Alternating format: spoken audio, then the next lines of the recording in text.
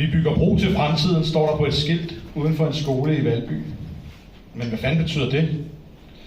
Måske er det, fordi det er det eneste sted, vi ved, at enhver bro går hen, hvis jeg starter min tur 4:15 og først er fremme 5:00.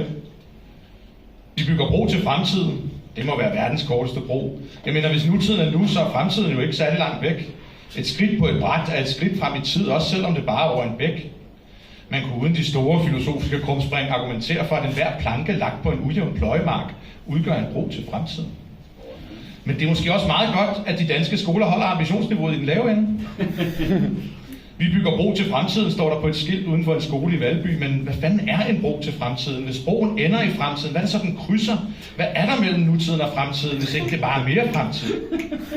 Måske står der en bro i skolegården, der starter lige nu, men ender i 2033. Det er da en virkelig smart måde at overstå 10 års skolegang på.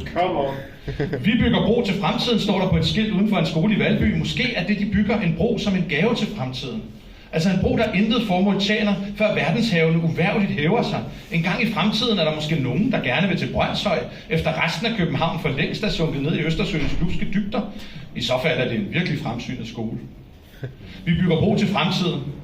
Hvis det er nu, der er nu, og hvis vi strækker os langt, kan vi så nå det, der bliver nu lige om lidt? Hvis du tager et skridt ud i fremtidens dyb, bliver nutiden væk med det samme.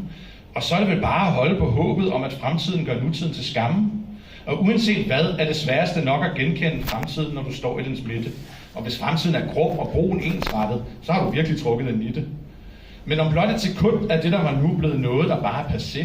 For nutid bliver fremtid, og fremtid bliver fortid, mens vi bare kan stå og se til. For mens tiden går, er vi frosset i nuet, uanset hvorhen vi vil. Men hvis du kan bygge en bro mellem tider, så foreslår jeg, at du bruger den tit. For tænk, hvis vi alle, fra her hvor vi står, kunne krydse en bro frem i tid.